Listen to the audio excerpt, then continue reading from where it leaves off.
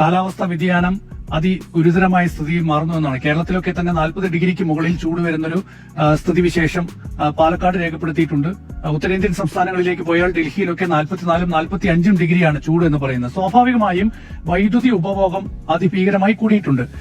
നമ്മൾ ഇന്നത്തെ ഒരു കണക്ക് പരിശോധിക്കുമ്പോൾ വൈദ്യുതി ഉപഭോഗം കഴിഞ്ഞ 2 ദിവസങ്ങളിൽ നമ്മൾ നോക്കിയാൽ ഒരു ദിവസം, അതായത് ഏപ്രിൽ 18-ന് വൈദ്യുതി ഉപഭോഗം എന്ന് പറയുന്നത് 6033 മെഗാവാട്ടാണ്. അതായത് 117.60 ദശലക്ഷം യൂണിറ്റ് വൈദ്യുതിയാണ് ഏപ്രിൽ 18-ന് ഉപയോഗിച്ചത് കേരളം. ഈ വർഷത്തെ ഹയസ്റ്റ് ആണ്, അത് ചരിത്രത്തിലെ ഏറ്റവും ഹയസ്റ്റ് ആയ കണക്കാണ്. ഇന്നലെ രേഖപ്പെടുത്തിയത് 5770 മില്യൺ യൂണിറ്റ് വൈദ്യുതിയാണ്. ഫ്രൈഡേ വെള്ളിയാഴ്ച ഉപയോഗിച്ചത് 5654 ദശലക്ഷം യൂണിറ്റ് വൈദ്യുതിയാണ് എന്നതാണ്. അതുകൊണ്ട് ഇത് ഇത്രയും കൂടുതൽ വൈദ്യുതി ഉപഭോഗം വർദ്ധിച്ചതുകൊണ്ടുള്ള ഒരു താൽക്കാലിക പ്രതിസന്ധി മാത്രമാണിത്. സംസ്ഥാന വ്യാപകമായി KSEBയോ സംസ്ഥാന സർക്കാരോ ഒരു പവർ കട്ടോ അല്ലെങ്കിൽ ലോഡ് ഷെഡിങ്ങോ പ്രഖ്യാപിച്ചിട്ടില്ല. അതുപോലെ തന്നെ വ്യാവസായിക മേഖലയിലും അങ്ങനെ എന്തെങ്കിലും പവർ കട്ടും പ്രഖ്യാപിച്ചിട്ടില്ല.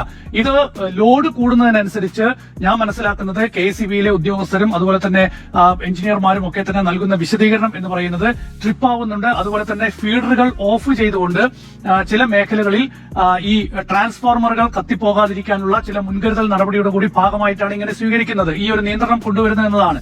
കഴിഞ്ഞ 2 മാസത്തിനിടയിൽ കേരളത്തിൽ 222 ട്രാൻസ്ഫോർമറുകൾ കത്തിപ്പോയിട്ടുണ്ട്.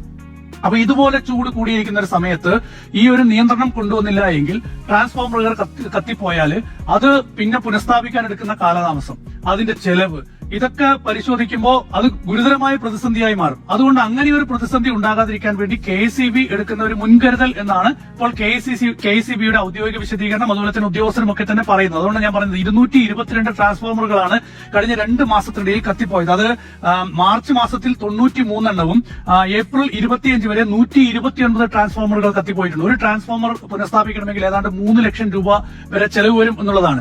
അപ്പോ ഇത് ആ ഒരു പ്രതിസന്ധിയിലേക്ക് കാര്യങ്ങൾ പോകാതിരിക്കാനുള്ള ഒരു നിയന്ത്രണം KSEB സ്വീകരിക്കുന്നു എന്നാണ് ഔദ്യോഗിക വിശദീകരണമാണ്.